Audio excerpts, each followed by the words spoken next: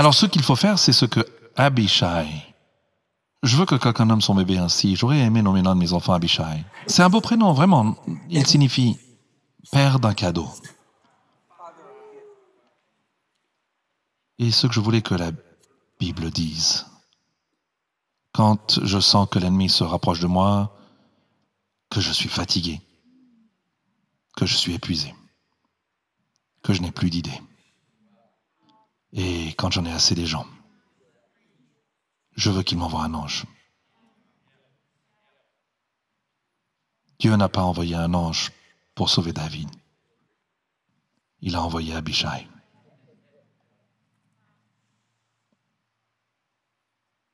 Dieu n'a pas envoyé un ange. Il a envoyé une personne. Ce que David fait quand Abishai arrive détermine sa vie ou sa mort. Est-ce que vous repoussez votre Abishai? C'est comme si, oh, j'attends Dieu. Vous connaissez l'histoire. L'homme était mourant et le Seigneur lui a envoyé un hélicoptère et il dit, c'est quoi l'histoire? Vous l'avez entendu? Il se dit, Dieu, si tu me sauves, il est en train de mourir, il est sur le point de se noyer, un hélicoptère passe et il dit, non, j'attends Dieu.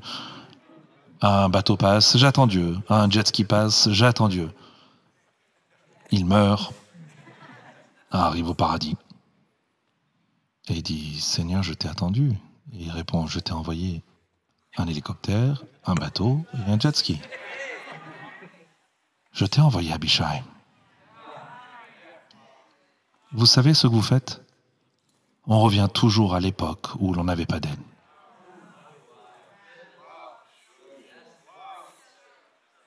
À quel point un roi a-t-il l'air stupide avec une telle fronde? Savez-vous à quel point on a l'air stupide lorsqu'on commence à essayer de combattre les choses dans la chair? Je vais leur montrer. L'autre jour, je me suis battu avec une femme, pas une bagarre physique ou quoi que ce soit d'autre. Elle disait juste des bêtises, elle disait des choses, et je l'ai remise à sa place. Ce n'était pas déplacé, vous n'auriez pas eu honte de m'appeler votre pasteur, mais je l'ai suffisamment reprise. Suffisamment. Suffisamment. Vous savez ce que j'ai eu pour ça? Vous applaudissez tous, vous êtes charnels. Vous êtes vraiment charnels. Vous êtes vraiment charnels, comme moi. J'ai eu 2 heures de rythme cardiaque élevé. Bien joué.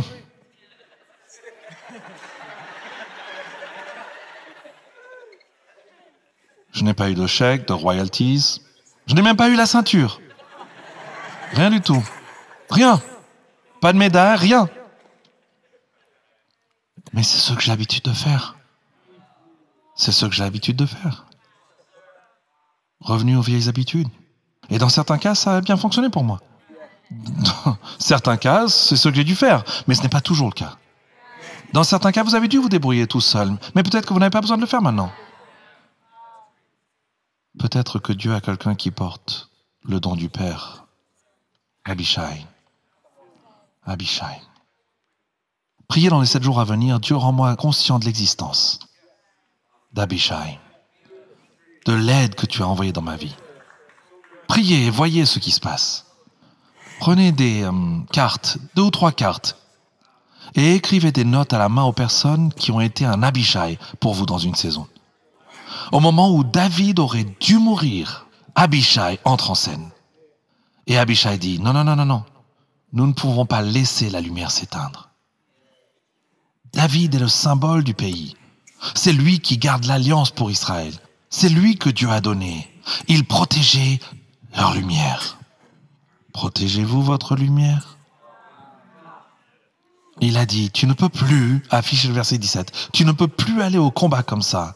Tu ne peux plus continuer à faire les choses comme ça. Tu dois améliorer ta façon de faire, sinon la lumière va s'éteindre. Ce que je vois dans cette saison en tant que pasteur, si je peux être honnête avec vous, je vois la lumière de beaucoup de gens s'éteindre. Je vois la lumière dans leurs yeux s'éteindre. Je vois la lumière dans leur esprit s'éteindre. Ils ne pensent plus clairement, ils trébuchent sur des choses dans l'obscurité, deviennent vraiment imprudents, deviennent vraiment fous. Ils retournent à des choses qu'ils ont laissées de côté pendant 6 ans, à des choses auxquelles ils n'ont pas pensé depuis longtemps, parce que c'est ce que l'on fait en mode survie.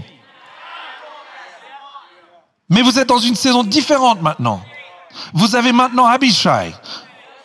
Dieu a mis quelque chose entre vous et votre ennemi. Je parle de Jésus. Je parle de la grâce de Dieu.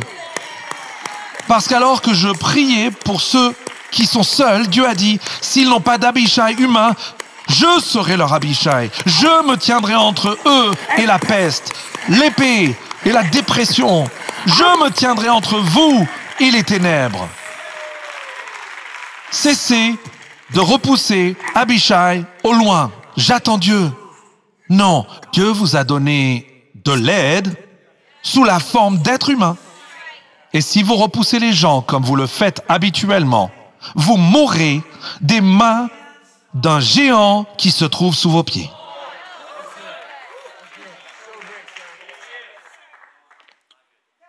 Une autre couche de ce sermon que je vais vous montrer. C'est devenu si bon pour moi. Et chaque mot que je voyais me montrait quelque chose. Que tout le monde dise, même diable, nouveau niveau. Cela signifie que oui, je fais face à la même chose. Oui, je suis confronté à la même incertitude. Non, il n'y a pas d'onction abracadabra. J'aimerais avoir le pouvoir. Je l'aspergerai partout sur chacun d'entre vous. Je l'aspergerai dans tous les couloirs des hôpitaux, dans les rues, dans les tribunaux de divorce et de garde d'enfants, dans tout ce que vous traversez, dans les files d'attente pour le chômage. Je le mettrai partout, abracadabra, et c'est fini. Mais Dieu lui a envoyé Abishai. Abishai. Et ce qui a vraiment attiré mon attention, c'est que non seulement Ishbaï Benob avait une épée 2 fois plus petite que celle de Goliath, mais regardez ce qui est dit au verset 16, voilà, c'est là. Vous êtes prêts? Est-ce que c'est mauvais que je sois si enthousiaste à propos d'un verset? Ok. Je me sens mal. J'ai l'impression d'être ringard parce que je suis excité par la Bible et tout ça, et la parole de Dieu et tout ça. C'est comme si j'accordais trop d'attention à la parole de Dieu. D'accord. Il est dit. Il est armé d'une nouvelle épée. Je me demande, pourquoi il est important qu'elle soit neuve ou usagée? Pourquoi dire une épée neuve? Je crois que Dieu utilise la nouvelle épée que l'ennemi avait pour montrer une réalité plus profonde. Non seulement l'ennemi avait une nouvelle arme, mais David aussi. Non seulement l'ennemi avait une nouvelle arme, mais David aussi. Rappelez-vous, c'est le même David qui a terrassé le lion. C'est le même David qui a terrassé l'ours. Le même David qui a mis une pierre lisse dans le front de Goliath. Vous vous souvenez, quand il s'est approché de Goliath et que Goliath s'est rapproché, mais David ne le laisse pas s'approcher complètement. David pratique écoutez ça, distanciation spirituelle. Distanciation spirituelle. Il est dit que David a couru jusqu'à la ligne de bataille, qu'il a pris une pierre et qu'il l'a frappé à distance. Parce qu'écoutez. Il faut garder ses ennemis dehors et c'est Abishai ici. Beaucoup d'entre nous font exactement le contraire.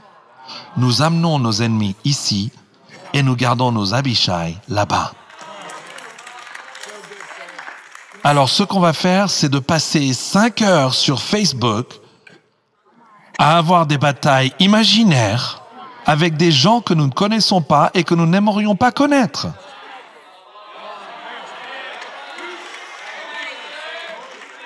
Ou bien on pense qu'on doit à l'univers un compte-rendu de la façon dont on a passé notre journée, notre argent et notre semaine. Je ne vais plus beaucoup sur les réseaux sociaux. L'autre soir, on m'a rappelé pourquoi.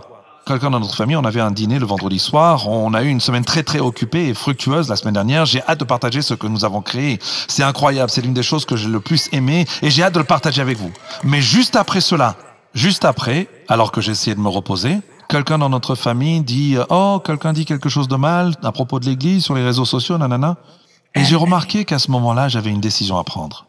Je devais prendre une décision à ce moment-là. Est-ce que je veux participer à une bagarre de gangs dans un aquarium? Parce que si je choisis cela, vous feriez mieux d'écouter l'homme de Dieu. C'est la sagesse pour votre vie. Si je choisis de le faire à ce moment-là, je peux aller si loin dans ce « qui a dit quoi, il a dit ceci, il a dit cela ». Et puis quand je prêche devant vous, je pourrais être en colère et vous diriez quand même « gloire à Dieu ». Alors maintenant, je me bats avec vous du pupitre. Alors j'ai dit, je ne veux plus rien entendre. J'ai passé un coup de fil, j'ai dit, si quelque chose se passe à propos de ça là, nanana, tu me le dis, nanana. Maintenant, allons regarder ce film. Parce que j'avais dit aux enfants que nous allions... Pour nous, une soirée film est un grand projet. Je veux dire, une soirée jeu, c'est comme une randonnée dans l'Himalaya. Nous n'essayons même plus de faire des soirées jeux. C'est un sport sanglant dans la famille Furtick. On ne peut même pas faire les soirées jeux. Mais pour la soirée film, j'avais dit, vous voulez regarder un film ce soir? Tout le monde est là et on avait eu une semaine importante en tant que ministère familial. Dieu a fait une grande œuvre dans notre église et j'ai hâte de le partager avec vous. Mais nous l'avons vécu tous ensemble et j'ai dit, regardons ce film ce soir. Et ils ont dit, ok, d'accord. J'ai dit, sans nos téléphones. Ils ont dit, ok, d'accord. On aurait pu croire que j'avais dit, partons en mission, comme si c'était un truc énorme. Comme on va regarder un film de 2 heures. C'est très courageux de notre part. Et j'ai dit, qu'est-ce que vous voulez regarder? Et je me suis dit, non, il ne faut pas soumettre au vote. J'ai dit, je vais trouver quoi regarder. Pendant ce temps, quelqu'un a dit, un tel dit telle chose à propos d'un tel et d'un tel et un tel et un tel. Et j'ai dit, arrêtez.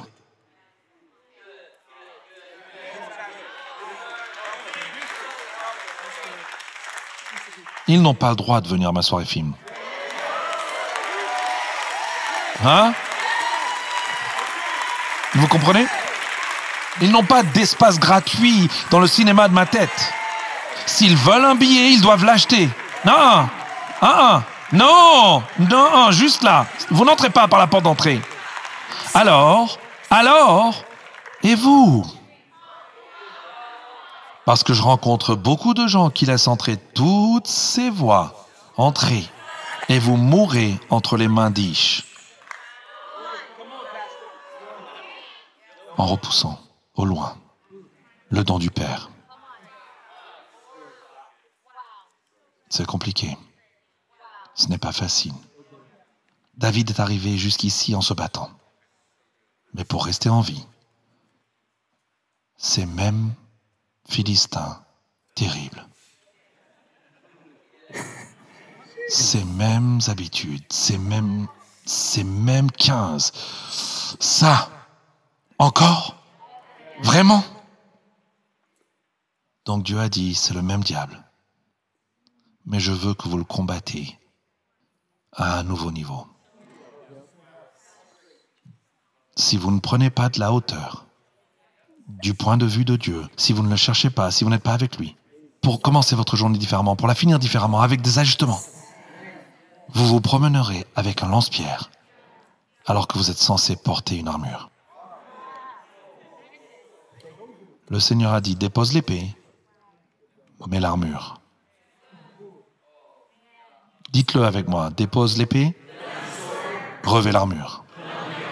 Quand David a combattu Goliath, il a essayé l'armure du roi, mais elle ne lui allait pas encore. Elle lui va maintenant. Elle lui va maintenant. J'ai dit qu'elle lui allait maintenant. Vous n'êtes plus cette petite fille effrayée. Non. Vous n'êtes plus cette petite fille faible, vaincue, anémique. Je prendrai chaque mètre que... Vous n'êtes plus ça maintenant. Ce n'est plus le cas. Maintenant, entrez dans cette saison avec la confiance que vous avez l'onction pour cette mission. Allez, que les faibles disent, je suis fort. Cela me convient maintenant. Je suis un peu fatigué, mais je suis fort. Je suis un peu vulnérable, mais j'ai la victoire. Je l'ai maintenant. Je l'ai. Recule, Satan. J'ai un Abishai. J'ai une onction. J'ai le bouclier de la foi. J'ai le casque du salut. J'ai une nouvelle garde-robe. Je suis habillé différemment. Je n'ai plus les haillons de mon injustice crasseuse. J'entre en présence d'un Dieu qui m'a revêtu d'un vêtement blanc, d'une robe de justice. Je l'ai.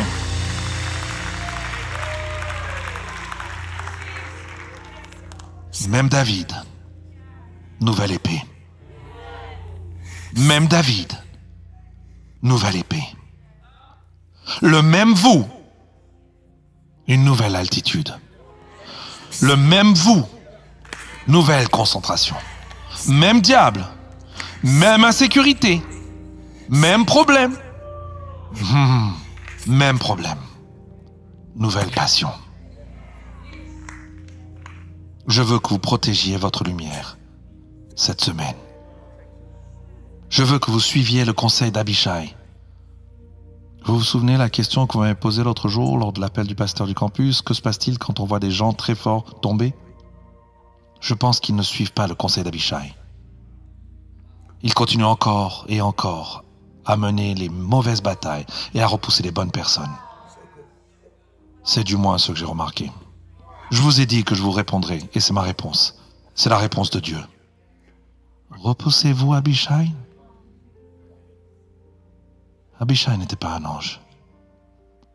Abishai était l'un des hommes de David. Il était un combattant, comme David. Il a dit, ne laisse pas les gens te voler ta lumière. Cesse de laisser les choses voler ta lumière. Vous vous souvenez dans Apocalypse 2 où l'église d'Éphèse avait du mal à garder ce que l'auteur appelle votre premier amour? C'est ce que l'ange a dit, il a dit, vous perdez votre premier amour. Il a donné un avertissement dans Apocalypse 2:5 que je veux vous montrer avant de prier pour vous aujourd'hui. Parce que je sais que quelqu'un a été pris et acculé sur le champ de bataille et que vous êtes très fatigué. Vous êtes très fatigué. Je ne vous appelle pas faible, je dis fatigué. Non pas parce que vous vous battez depuis quelques jours. Vous avez lutté pendant presque toute votre vie. La façon dont le Seigneur l'a dit, dans la révélation à Jean, il dit « Considère combien tu es tombé, repens-toi et fais les choses que tu faisais au début. Si tu ne te repens pas, je viendrai à toi et j'ôterai ton chandelier de sa place. » Ce n'est pas une menace de la part de Dieu. C'est un avertissement. Un avertissement. Si vous ne gardez pas votre lumière, et j'ai noté quelque chose pour la lumière, vous pouvez les noter plus tard, écoutez pour l'instant. J'ai dit que la lumière représente la perspective, elle représente la passion, elle représente le but. Donc quand ils ont dit « arrête de mener ces batailles de cette façon », cela peut signifier beaucoup de choses pour vous. Souvent on dit « j'ai prié à ce sujet ». Vraiment? Une vraie prière? Comme une vraie...